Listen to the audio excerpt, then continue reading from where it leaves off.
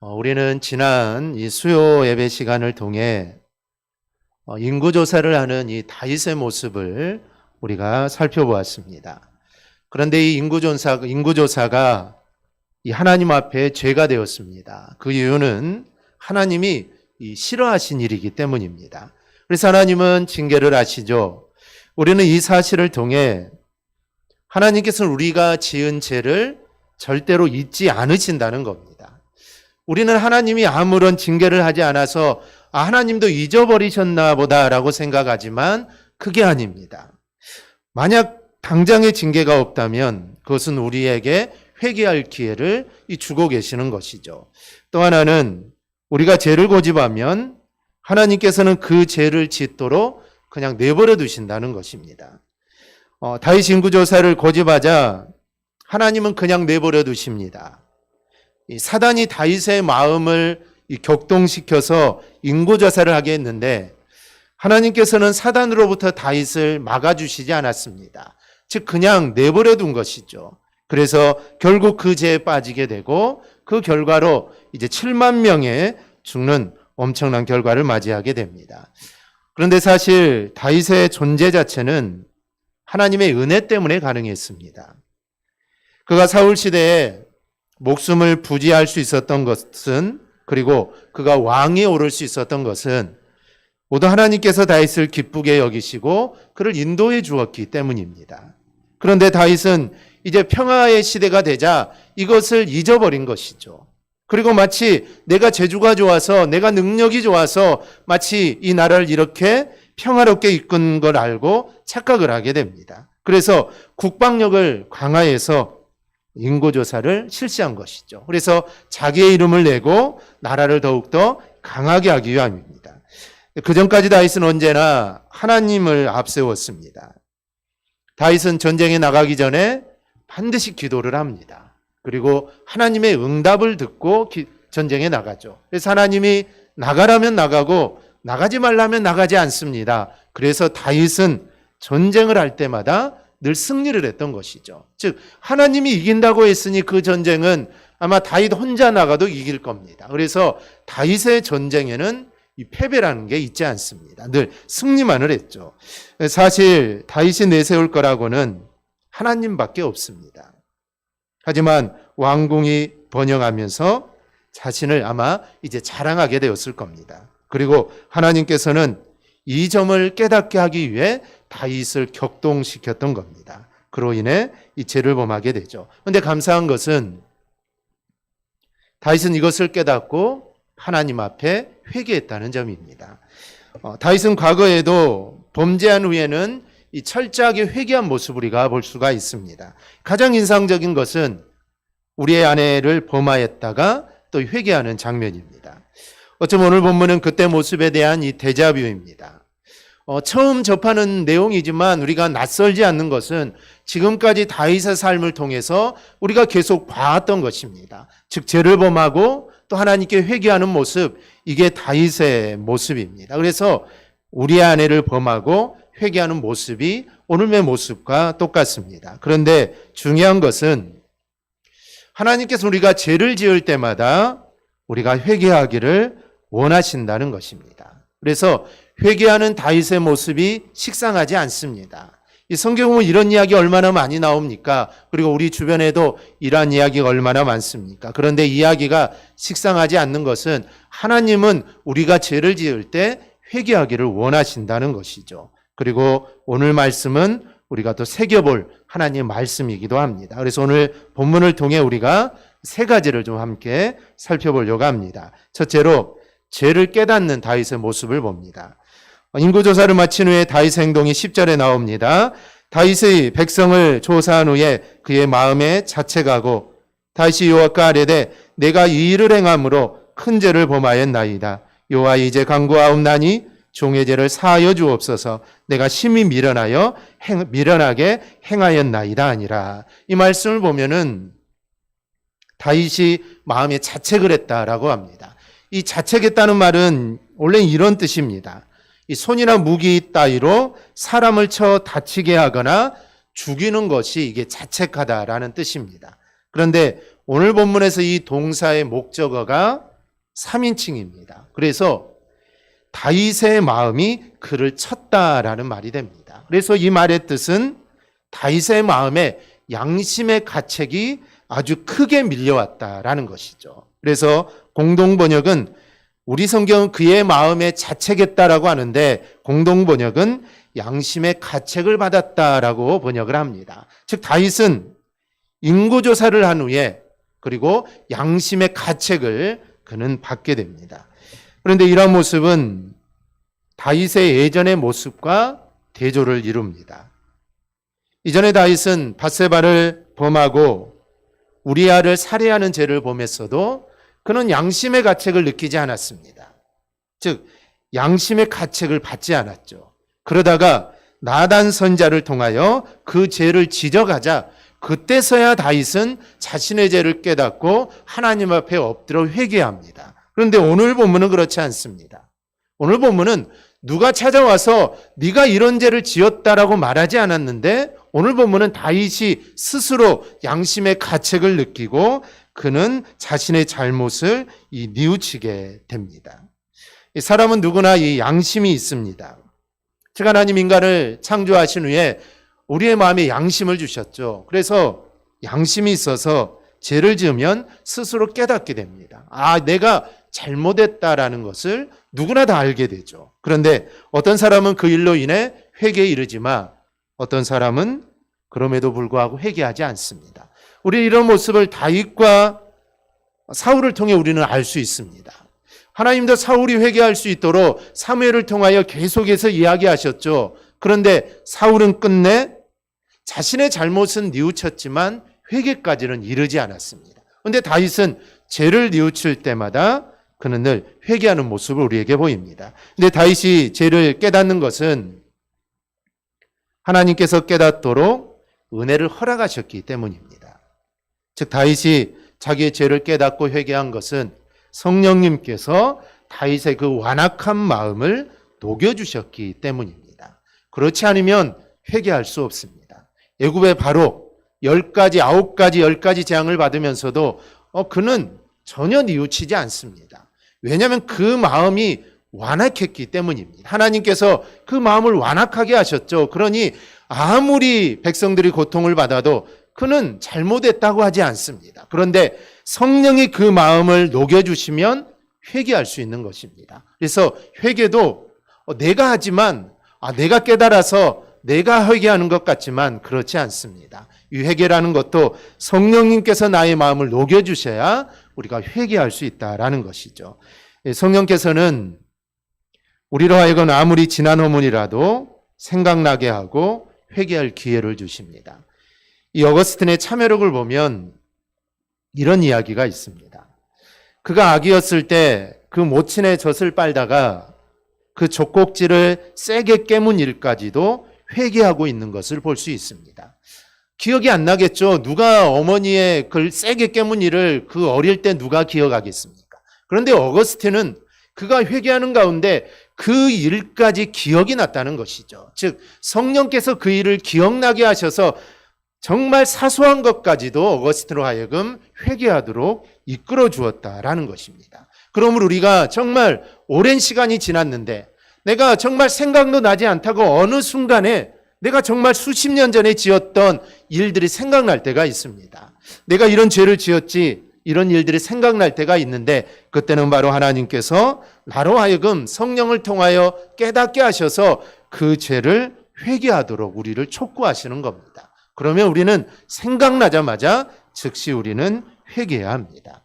죄를 깨닫는 것은 하나님이 베푸시는 매우 특별한 은혜입니다. 따라서 우리는 언제든지 잘못한 일이 기억나거든 내가 마음을 완악하게 가질 것이 아니라 숨김없이 회개하여 우리는 제사함을 받도록 우리는 해야 합니다. 그렇다면 우리는 다윗이 어떤 죄를 지었는가를 좀 생각해 봐야 합니다. 이 겉으로 드러난 죄는 있죠. 겉으로 드러나는 일은 인구조사를 한 것, 하나님이 싫어한 일이죠. 그런데 우리는 먼저 이 교만이라는 부분을 좀 생각해 봐야 합니다. 원래 다윗은 늘 겸손했습니다. 다윗하면 이 겸손한 왕 아닙니까? 다윗은 자신이 왕이 되겠다고 말한 적이 단 한 번도 없습니다. 그가 처음 기름 부음을 받을 때도, 그리고 그때도 그는 형들과 달리 목장에서 양들이나 돌보고 있었습니다. 즉 거기에는 별로 관심이 없었던 것이죠. 골리앗 앞에 나가 그를 죽일 때, 또 사람들이 그를 칭송할 때도 그는 자신을 내세우지 않았고 자랑하지 않았습니다. 그는 늘 하나님 앞에 있었죠. 하나님 앞에 있다 보니 자신을 내세울 게 하나도 없는 겁니다. 그래서 그는 항상 겸손했던 것이죠. 성도는 늘 이래야 합니다. 모든 것이 하나님의 은혜와 하나님의 역사로 이루어졌다라는 것을 우리는 알기 때문에 성도는 자신을 자랑할 수가 없습니다. 즉 다윗처럼 늘 하나님 앞에 있는 성도는 자신을 내세우지 않습니다. 내세울 게 없다는 것이죠. 모든 것이 하나님으로부터 이루어졌는데 내가 내세울 게 무엇이 있겠습니까? 그래서 하나님 앞에 늘 자신을 낮추는 것입니다. 하나님의 은혜를 깨달으면 겸손하지 않을 수가 없습니다. 조금 덜 성숙한 성도가 자신이 잘난 줄 알고 나서는 겁니다. 다윗과 같은 성도는 겸손해야 합니다. 그런데 이 다윗이 자신도 모르는 사이에 이 겸손이 사라지게 된 것이죠. 그리고 자신이 무언가를 이룬 것처럼 이제 착각을 하기 시작합니다. 그리고 마치 자신의 지혜와 능력으로 이 왕국을 강한 나라로 만들었다고 착각을 한 것이죠. 그래서 인고저사는 교만해진 다윗의 모습을 보여주는 것입니다. 사실 교만은 모든 죄의 시작입니다. 이사야 14장 12절을 보면 너 아침의 아들 계명성이여 어찌 그리 하늘에서 떨어졌으며 라는 말이 있습니다. 여기에서 계명성을 영어 성경은 이 사단인 루시퍼로 번역을 합니다. 그래서 루시퍼로 번역을 하면 너 아침의 아들 루시퍼여 어찌 그리 하늘에서 떨어졌느냐라는 단식입니다. 유대교의 이 사탄에 대한 전승에 따르면 루시퍼는 원래 7 천사장들 가운데 그 중에서도 여호와의 신임을 가장 많이 받던 천사장이었습니다. 이거는 전승입니다. 성경은 아닙니다. 그런데 그리고 가장 영화롭고 높은 위치를 차지하는 천사장이었죠. 그런 그가 자신의 찬란한 아름다움에 취해서 자신도 하나님처럼 되지 못할 이유가 없다라고 생각을 합니다. 그래서 자신이 거느리던 수종 천사들을 대동하여 하나님께 반기를 들게 되죠. 그때 천사장인 미가엘에게 대피하여 지옥으로 떨어졌다라는 게 유대교에 있는 이 사단에 대한 전승입니다. 계명성이 하나님을 찬양하는 영광스러운 자리였습니다. 즉 하나님을 찬양하고 하나님을 높이는 자리였는데 타락하여 사탄이 된 것도 바로 자신이 높아지려고 했던 이 교만 때문이라는 것이죠. 이런 사탄의 꾀임에 속아서 아담이 첫 인간으로 처음 죄를 범할 때도 하나님과 같아질 줄 알았던 이 교만이었습니다. 이처럼 모든 교만은 하나님 앞에 죄를 범하게 되는 이 결과를 가져오게 됩니다. 그만큼 우리가 경계해야 할 죄가 바로 이 교만이라는 것이죠. 중요한 것은 다윗이 비록 교만에 빠졌지만 그것을 깨달았다는 점입니다. 자신이 하나님의 은혜로 여기까지 왔다는 것을 다윗은 깨달았던 것이죠. 그래서 그의 마음에 자책이 일어난 것입니다. 만약에 깨닫지 못하고 그가 교만하여 죄를 계속 고집했다면 아마 다윗에 대한 역사는 아마 달라졌을 겁니다. 하지만 그는 자신의 죄를 깨달았기 때문에 우리에게 좋은 모범이 됩니다. 이 보다 중요한 것은 깨닫는 데서 멈춘 것이 아니라 회개하는 자리로 이어졌다는 것입니다. 가룟 유다를 보면 그도 역시 스승인 예수를 판 것을 후회하는 마음이 들었습니다. 그의 마음에 무언가가 작동을 한 것이죠. 양심이 작동한 것입니다. 야, 내가 스승을 팔았는데 내가 스승을 팔면 안 된다라는 양심의 가책을 받게 된 것이죠. 그래서 예수를 판 돈을 자기는 가질 수 없다 해서 다시 돌려주게 되죠. 그런데 그들 또한 받지 않습니다. 그리고 그 돈을 돌려준 후에 그는 밖으로 나가 목매달아 죽게 됩니다. 제사장들은 그 돈으로 밭을 사서 유다의 묘지로 삼게 되죠. 이렇게 유다도 분명 후회라는 이 마음에 무언가가 작동을 했습니다. 하지만 그는 회개에 이르지는 못하게 됩니다. 이 반면 다윗은 다릅니다.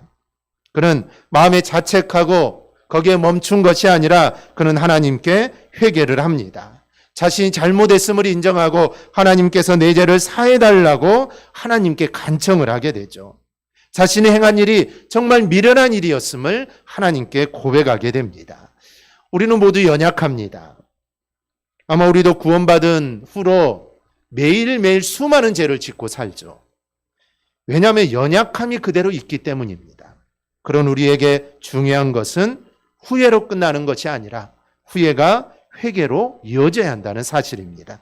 그냥 후회되는 정도가 아니라 반드시 우리는 회개해야 합니다. 그러면 하나님은 미쁘시고 의로우신 분이기에 정말 우리의 죄가 주홍 같을지라도 그리고 진홍 같을지라도 우리의 죄를 흰눈같이 또 양털같이 우리를 희게 해 주실 것입니다.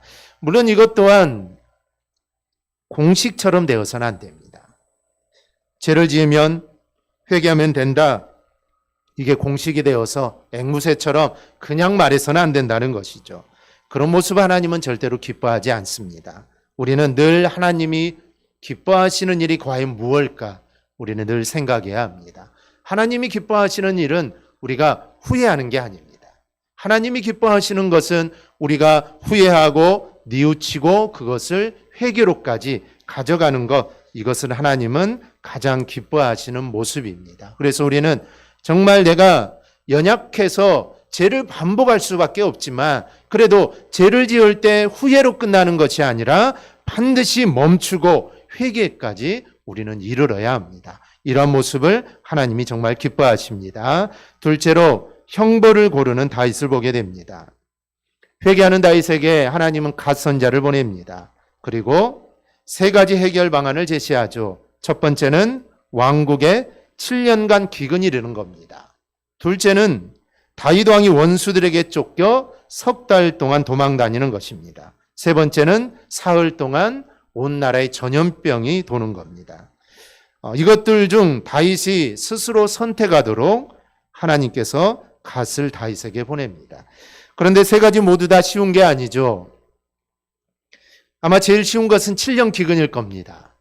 왜냐하면 7년 기근이 임할 경우 자신은 굶지 않기 때문이죠. 자신은 굶을 일이 뭐가 있겠습니까? 왕이니 굶지 않겠죠. 하지만 백성들이 고생하는 것을 바라봐야 합니다. 그러니 이것 또한 선택하기가 쉽지 않습니다.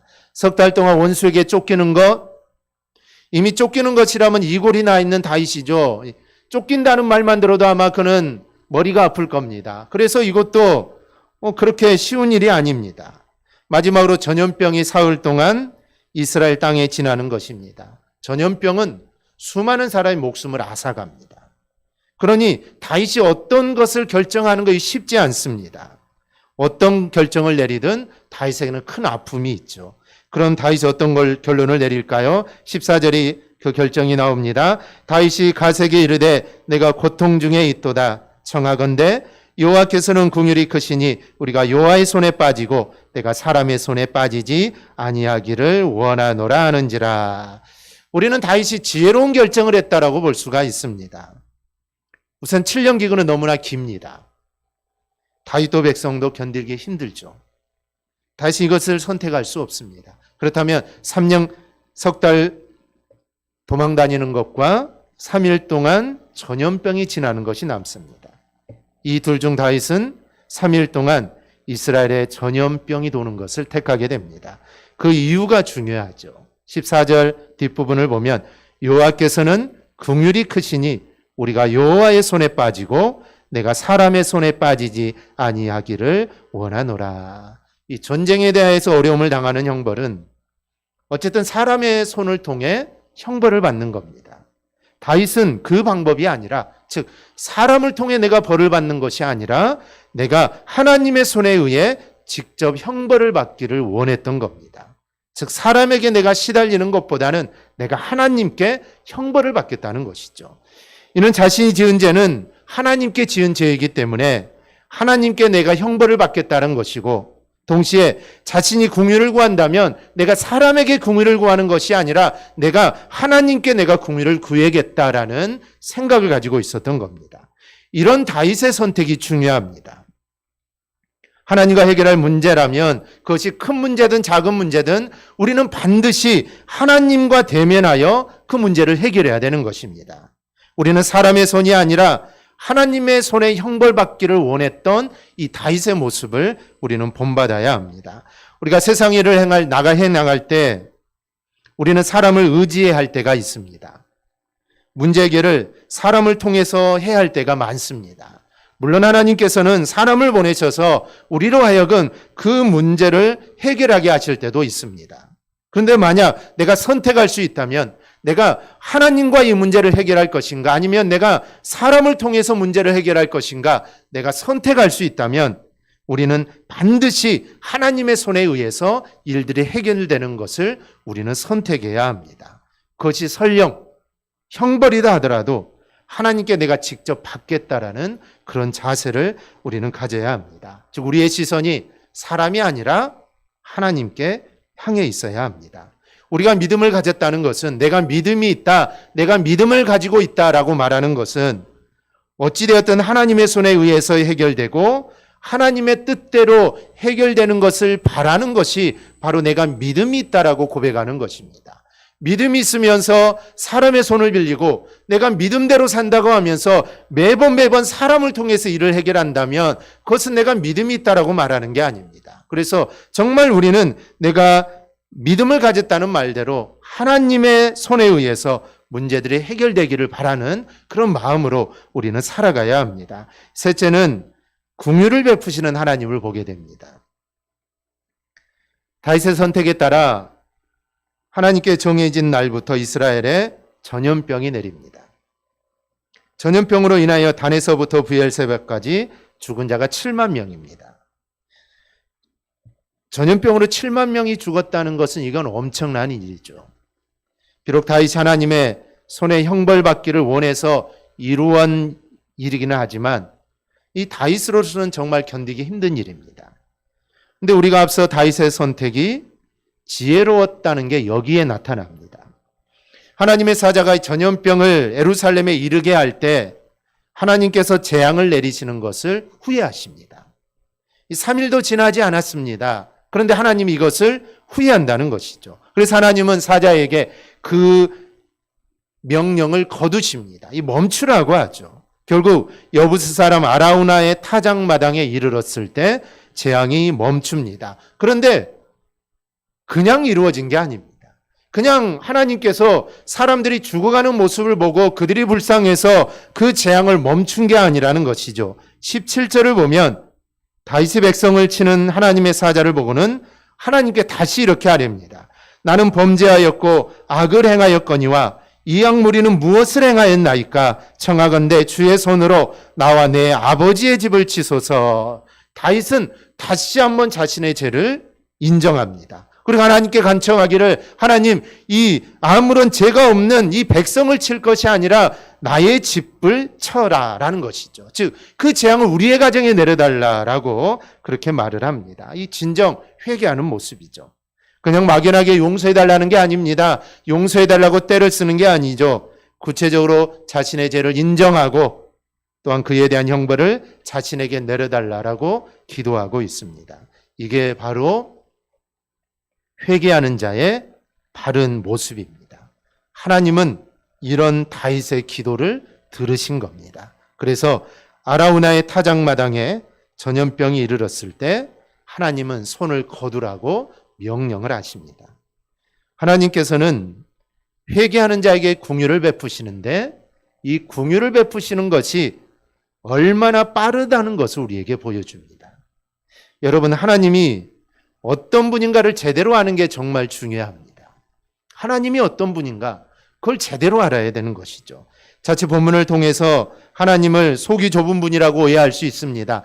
그냥 그 인구조사 하나 있는데 7만 명이나 하나님 이 죽임본으로 정말 그렇게 우리가 오해할 수 있습니다. 그러나 하나님은 긍휼이 정말 풍성하신 분입니다. 하나님은 정의를 이루는 데는 정말 단호하십니다. 죄를 가볍게 여기지 않는 것이 바로 그런 모습이죠. 하나님은 죄에 대해서는 항상 단호하십니다. 그런데 만약 하나님께 죄에 대해서 정확하게 형벌을 내린다면 어떻게 됐을까요? 그러면 하나님께서 다윗에게 세 가지 중 하나를 선택하라고 하지 않았을 것입니다. 그렇게 말할 필요도 없죠. 세 가지 형벌 중에 하나를 선택하라는 것 이 자체가 하나님께서 얼마나 긍휼하심이 큰가를 보여주는 겁니다. 뿐만 아니라 본문에서 보듯이 하나님께서 아라우나의 타작마당에 이른 전염병을 멈추게 하심으로 하나님의 긍휼하심을 또 보여주십니다. 엄밀하게 이야기하자면 선택한 세 번째 형벌을 다 진행하신 게 아닙니다. 그런데도 하나님은 다윗과 이스라엘에 행한 그것을 후회하신다라고 하십니다. 그만큼 하나님은 긍휼하심이 크다는 것이죠. 우리가 세상에서 살 수 있는 소망이 바로 여기에 있습니다. 하나님은 우리에게 긍휼을 베푸시기를 원하고 실제로 우리에게 이 긍휼을 베푸십니다. 그러기에 우리가 죄인임에도 오늘 하루하루를 살아가는 것입니다. 하나님께서 용서하시기를 기뻐하셨기에 하나님 우리에게 긍휼을 베푸시기를 즐거워하시기에 독생자를 우리에게 보내신 것입니다.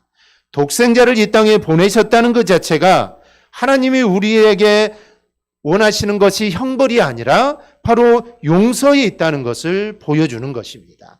만약에 하나님이 우리에게 형벌을 가하고 우리에게 죄를 물으시려면 예수님을 보내실 필요가 없습니다. 그래서 예수님을 보낸 것 자체가 바로 하나님은 우리를 용서해 주시기를 원하고 하나님은 우리에게 긍휼을 베풀어 주시기를 원하시는 분이라는 것을 우리에게 보여주는 것입니다. 그래서 이 예수를 믿기만 하면 내가 너희를 다 용서해 주겠다라는 것이죠. 이것이 바로 우리에게 힘과 소망이 되는 것입니다. 이것이 바로 하루하루 우리가 제약된 세상에서 우리가 살아갈 수 있는 이유이기도 합니다. 말씀을 정리하겠습니다.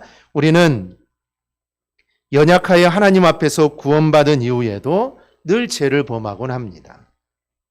그때 우리가 기댈 수 있는 분은 오직 하나님밖에 없습니다. 왜냐하면 하나님은 긍휼이 풍성하시기 때문입니다. 우리가 죄를 지을 때 하나님께 가면 회개하면 하나님이 용서해 주시기 때문입니다. 우리가 세상 사람들은 그렇지 않습니다. 하루에도 수십 번씩 만약에 잘못하고 그렇다면 세상 사람들이 그럴 때마다 어떻게 다 용서해 주겠습니까? 그런데 하나님은 우리가 정말 죄악 가운데 살아가지만 우리가 후회하고 진정한 마음으로 회개하며 그것이 100번이든 1000번이든 아니 10,000번이든 하나님은 상관없이 우리를 다 용서해 주십니다. 이게 하나님의 이 긍휼하심이라는 것이죠. 오늘 다윗을 통해 그 사실을 우리에게 알려줍니다. 그러므로 우리가 무슨 일을 당해도 긍휼이 풍성하신 하나님만을 우리가 의지할 수 있기를 바랍니다. 하나님 앞에 더욱 꿇어 엎드릴 수 있기를 바랍니다. 하나님의 긍휼하심을 구하는 자들이 될 수 있기를 바랍니다. 그리하여 하나님을 온전히 의지하는 우리 성도님들이 되기를 주님의 이름으로 축원합니다. 아멘. 기도하겠습니다.